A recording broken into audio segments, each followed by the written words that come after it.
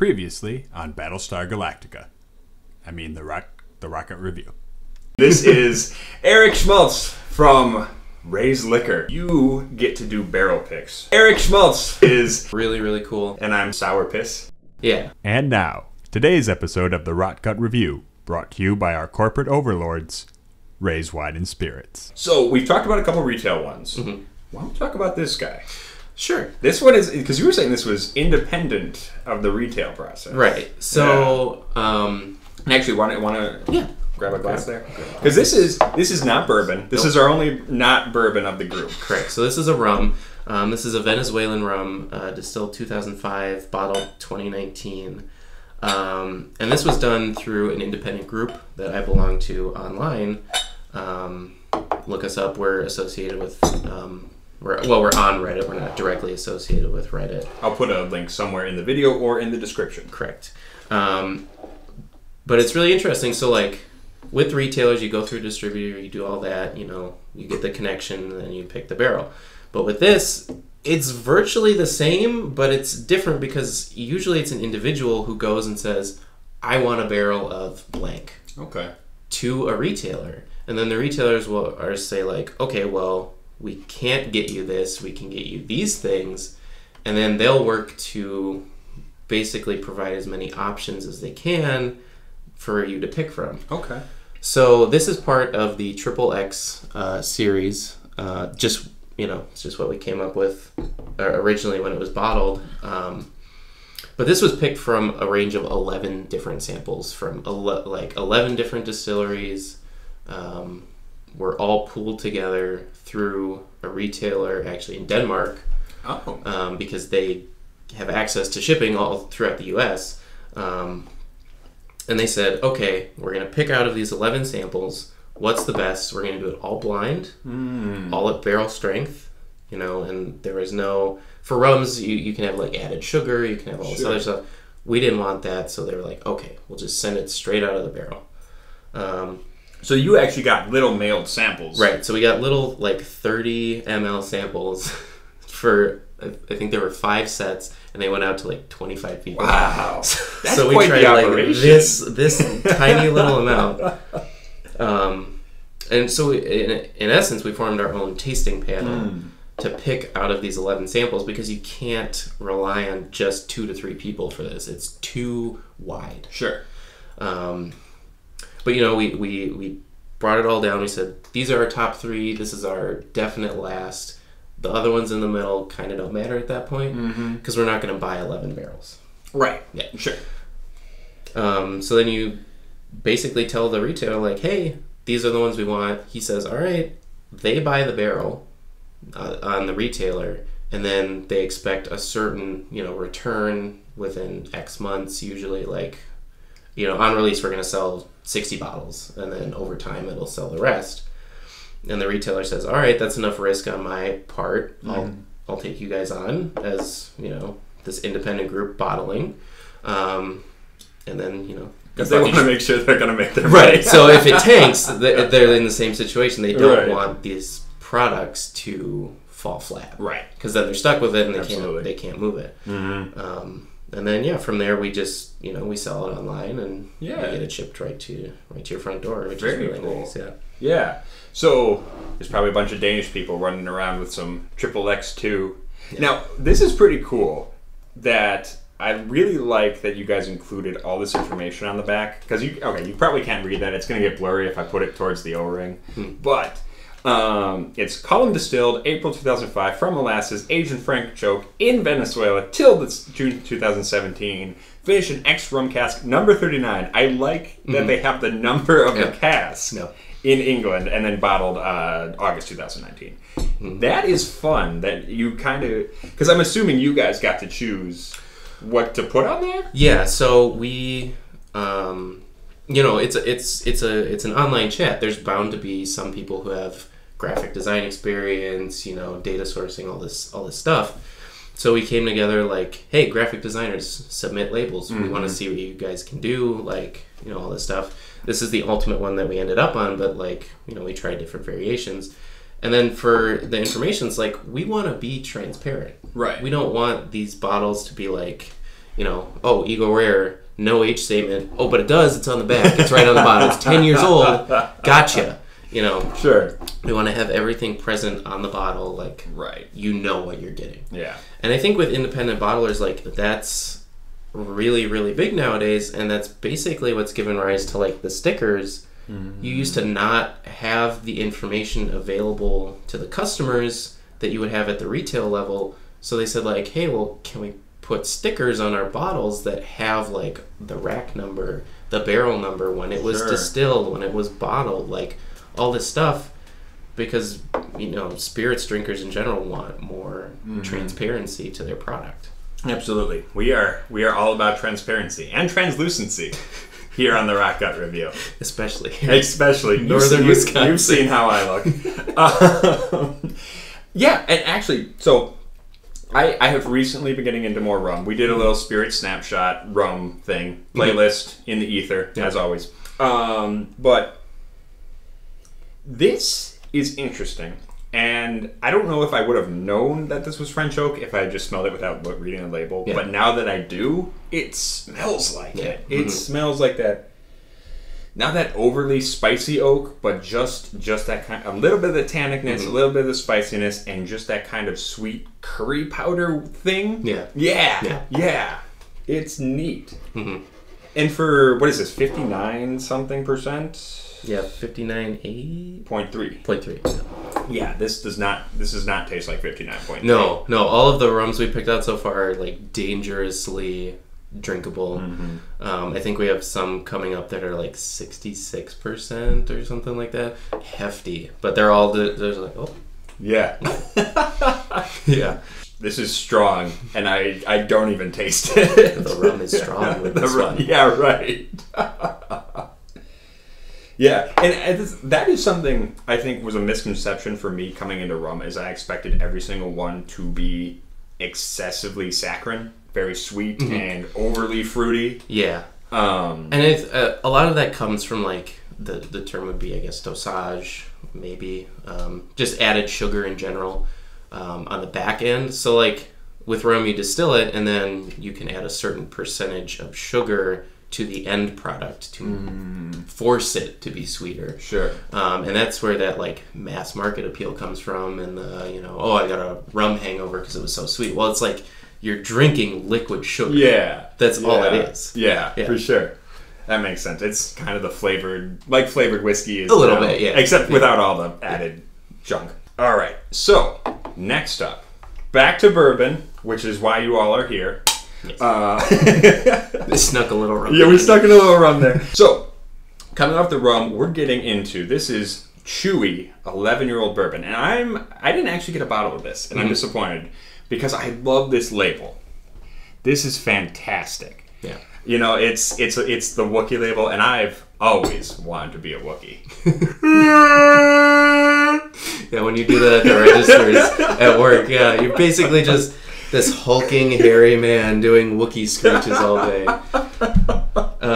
Yeah. Yeah, I am very professional at my job. So professional. He really is. Yeah, 100%. Anyway, but yes, so this is Knob Creek. Everybody knows Knob Creek. It's the higher end version of the Jim Beam. Jim Beam, yeah. It was part of the Jim Beam small batch collection that Booker No made way back in the day. Yeah. So, and the reason I was kind of interested in this one is the chewy aspect. Right. Because for that's, I feel like that's more of a term you use in wine drinking usually, rather than whiskey. And until I came to Ray's, that wasn't something I really talked about. It was chewiness. Yeah. Yeah. Yeah. So we really came up with the name because, like, we ended up doing 2 Knob Creek single barrels last year. And they were both right next to each other on the rack. So they were side by side, sister barrels.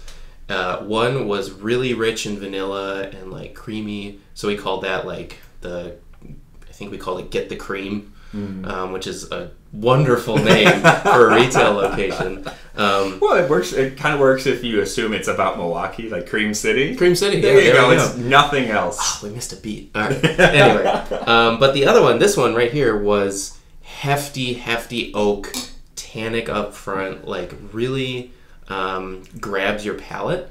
And that's what this term chewiness comes from, especially in wine. It's like an overly tannic wine will cling like on the sides of your jaw, under the tongue, and it'll hold on. It'll taste like, you know, those tannins for a long, long time. And it's like you're chewing on wood. Yeah. Yeah.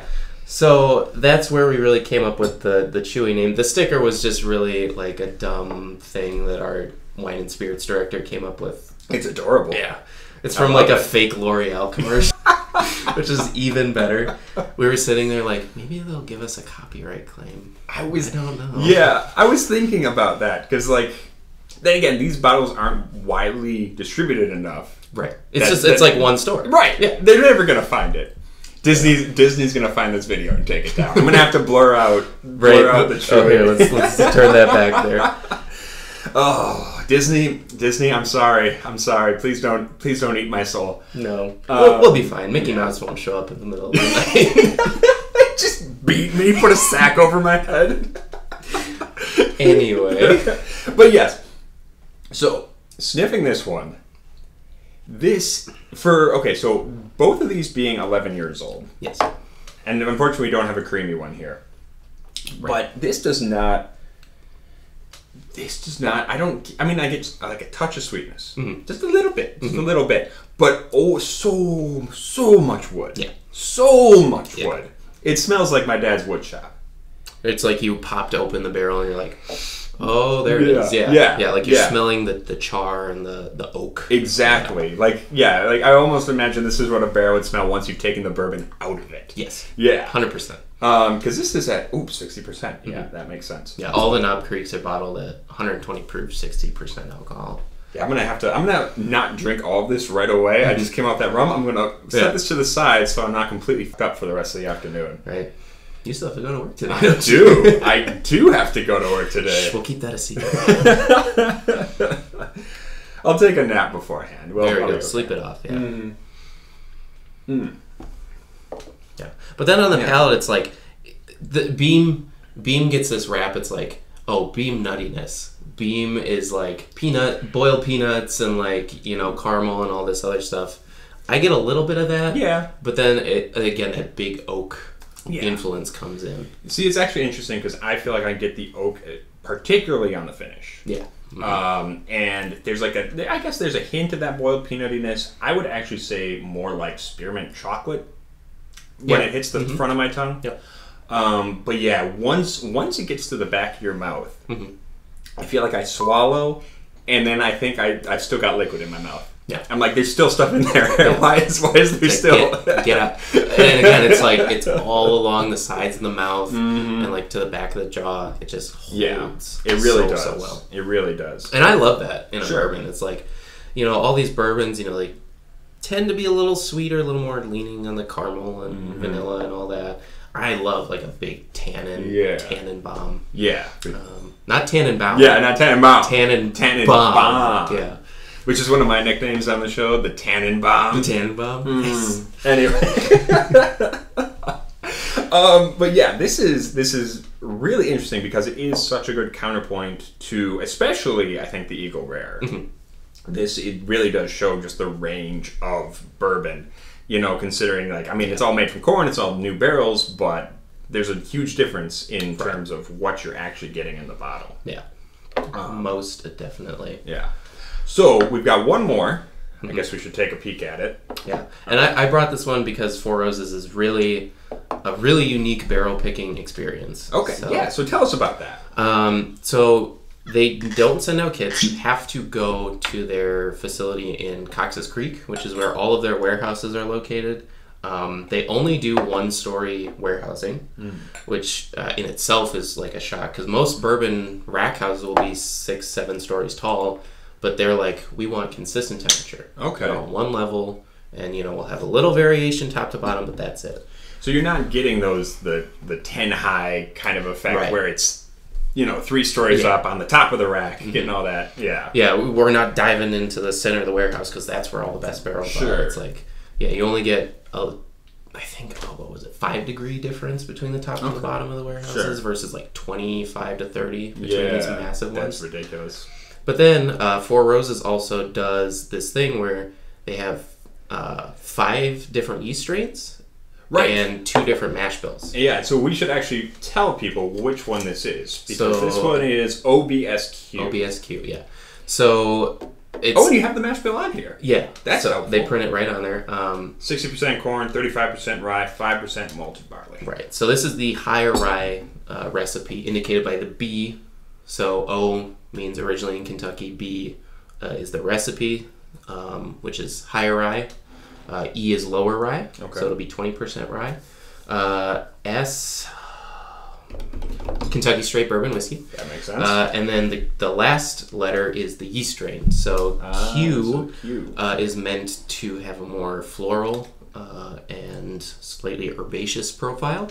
But there's things like F, which is fruity yeast. K is spicy. I don't know where they came up with these names. Yeah, I'm wondering why they labeled those as those letters. They don't match up at all. Not at all. It's probably got some scientific name to it. Sure. That's super long and unpronounceable. That makes sense. Yeah, some sort of organic chemistry thing. Yeah. Yeah. But ultimately, you end up with 10 unique recipes to pick from. Now, generally, when you go, they're not going to have just 10 barrels, one of each recipe going out, because it all comes down to what recipe they distilled on that day, what stock they have more of, things like that, aging in their warehouse, because they want to get that out. Sure, absolutely. So I think when they did this, there was like 3 Qs, a couple of Os, a couple of Ks, and maybe 1 F, I think is what they picked from. Yeah. And so you end up with like a wide variety of flavor profiles, and it's really like a day-long thing. They can only do, I think, 2 appointments per day because you're just sitting there, intensive, like excavating these barrels. Like, which one do we like the most?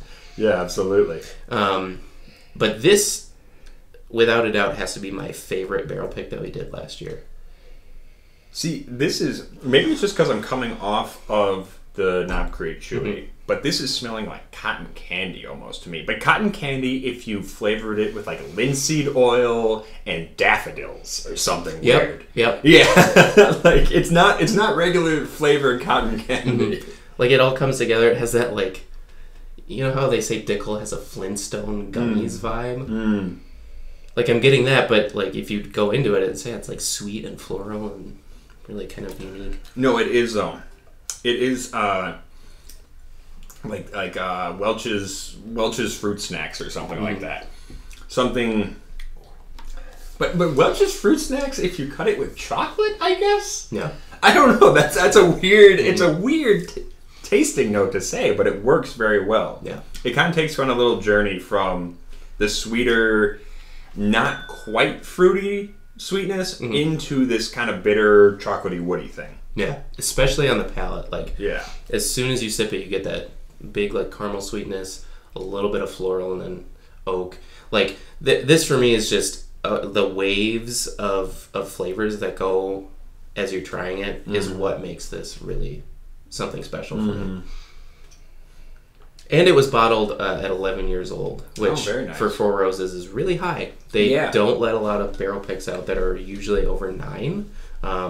Sometimes you'll see like 10, 2 months, like 10 years, 2 months old, but almost never above. Yeah. Yeah. Yeah, this is reminding me, the finish reminds me of Hobnobs, which is, it's like a digestive biscuit. We only ever able to find them in Ireland or at Irish Fest here in Milwaukee. Yeah. So every time we're like somewhere where you can get them, we just buy them up. Yeah. But that's what it reminds me of, is that kind of, it's not quite grainy sweetness, but it's like this mild, semi-sweet kind of thing. Yeah, yeah. With a little bit of chocolate. And it's really good. This one is fun. Yeah. Hands down, my favorite pick of last year. And I think this one, I like just between these, all of these, I will say this one does have the best journey it takes you on, especially as compared to like the Eagle Rare, which is kind of, it's what it is right up front. Yeah.